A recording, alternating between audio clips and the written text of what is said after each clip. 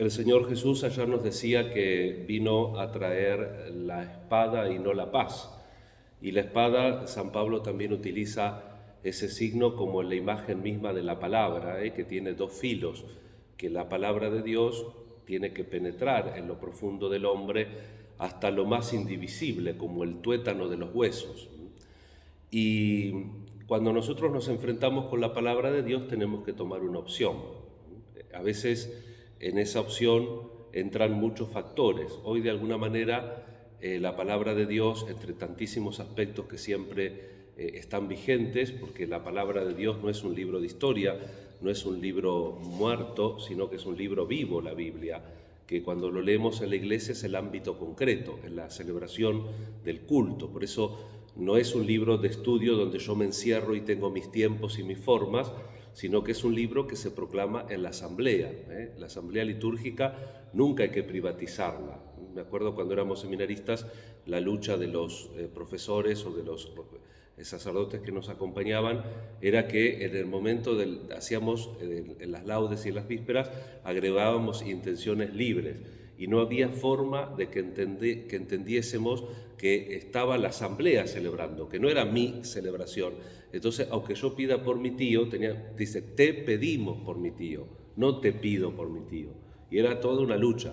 Después cuando uno estudió un poquito liturgia, por ejemplo, en el Gloria, atiende nuestras súplicas, porque esa es la suma de... No, atiende nuestra súplica, porque es la comunidad la que reza. Y entonces tenemos que, eso que es una, digamos, como lo estoy relatando, estoy apuntando a la formalidad. ¿Cómo hacemos para que eso sea vivencia? ¿Cómo hacemos para sentir esa vivencia, ¿no? Sentirnos comunidad cuando rezamos, la objetividad de la oración, ¿no? Cuando yo rezo la misa, aunque esté, como decíamos cuando éramos chicos, mi abuela dice, dejá de estar papando mosca, no sé, nunca supe bien qué quería decir, como que estamos distraídos. La oración sirve igual, cuando rezamos la liturgia de las horas en comunidad sirve igual. En cambio, la oración privada sirve como oración porque tengo la disposición, pero aprovecha en tanto y en cuanto yo esté atento a ella. Esa es la diferencia. Pero también en nuestra vida cotidiana tenemos que aprender a superar la costumbre, o como dicen ahora modernamente, la zona de confort. Entonces, estas ciudades habían visto muchos signos, Corosaín, Betsaida y Cafarnaún, que la separa y dice, ¿y tú, Cafarnaún, crees que serás elevada al cielo? No, serás precipitada al infierno. Era la ciudad de Jesús. En las ciudades donde Jesús más se manifiesta, menos lo reconocen. ¿Por qué? Porque se acostumbran, porque la costumbre es como que dice, bueno, no tenés margen para sorprenderte, tenés todo controlado. Y eso es lo que Jesús reprocha. Dice, en las ciudades paganas, Tiro y Sidón, o en la ciudad inmoral de Sodoma, esos pecados, dice, van a ser secundarios con esta frialdad, con esta dureza del corazón que no se deja penetrar por el testimonio de este Jesús que con amor anuncia la palabra de Dios. Con amor y con objetividad, porque los signos, son ayudas de. Por eso esas ciudades que más signos tuvieron fueron las que menos creyeron, porque Dios no nos corre con signos, con milagros, para suprimir el ejercicio de la libertad y de la fe. Y este aspecto vuelvo a decir lo mismo, también cada uno cuando medita la palabra de Dios encuentra un montón de sentidos que el Señor nos regala con su palabra, con la Sagrada Escritura. Pero también la liturgia a veces va poniendo, ¿no? Nos toca en este ciclo impar el comienzo de la historia de Moisés.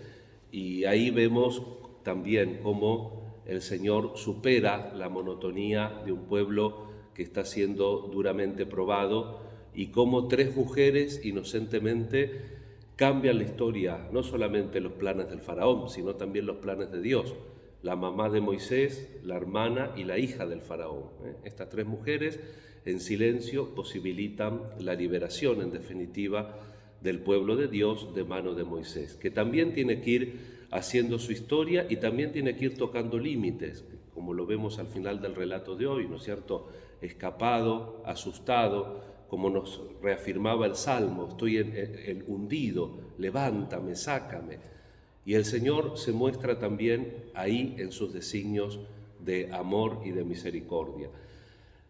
Moisés seguramente el nombre original sería un nombre egipcio, pero bueno, los hebreos lo hacen derivar del verbo mosá, que quiere decir sacar, sacado del agua o salvado del agua, como es la interpretación común.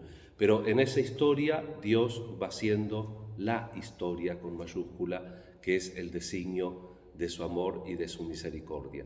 Y Moisés también se podría haber quedado en la costumbre, en el confort de haber sido creado en palacio, y sin embargo va a caminar con su pueblo. Va a caminar con su pueblo, con su temperamento, porque ya en la salidita mató a uno, digamos, quería hacer justicia por mano propia. Y bueno, el Señor después le va enseñando, pero esa calidad, aunque sea torpe, bruta al principio, esa calidad Moisés no la pierde, porque acuérdense que en la historia que vamos a ir viendo, Moisés siempre se identifica con el pueblo. Y Moisés nunca cede a la tentación de esperar algo mejor él que lo que le toca al pueblo. Vamos a pedir al Señor que nos dé esta gracia, ¿no es cierto? Esta gracia de superar la costumbre, esta gracia de superar la zona de confort. ¿Cuánto haríamos también todos los bautizados? Porque a veces nos acostumbramos a pequeñas cosas que por ahí están dentro de lo lícito, pero no sé si nos hacen bien, porque a veces vamos como, digamos así, poniéndole una anestesia a nuestra iniciativa, vamos poniendo una anestesia a nuestra moralidad y vamos como permitiendo determinadas cosas. Vuelvo a decir que a veces o en sí mismas no están mal o no son legalmente, porque vieron que hay muchas cosas que son legales, pero no sé hasta qué punto son correctas, porque van llevando a pasos agigantados a que por ahí una persona acepte primero en su interior y después en el exterior, qué sé yo, corrupciones, acomodos, un montón de cosas de las cuales ninguno estamos exentos. Pidamos al Señor esa gracia. Tampoco andemos cambiando o haciendo proyectos y volviendo loco al prójimo, pero tratemos de no estar asentados, apoltronados en mi costumbre, en lo que me siento cómodo, sino que nos dejemos interpelar por las palabras de Dios. Si los signos, si las palabras, si lo que ustedes están viendo, dice Jesús, hubieran dicho en esas ciudades paganas, en esa ciudad inmoral, se hubieran convertido. Y ustedes siguen con el corazón duro. Que nosotros tengamos siempre el corazón blando para recibir la palabra del Señor. Que así sea.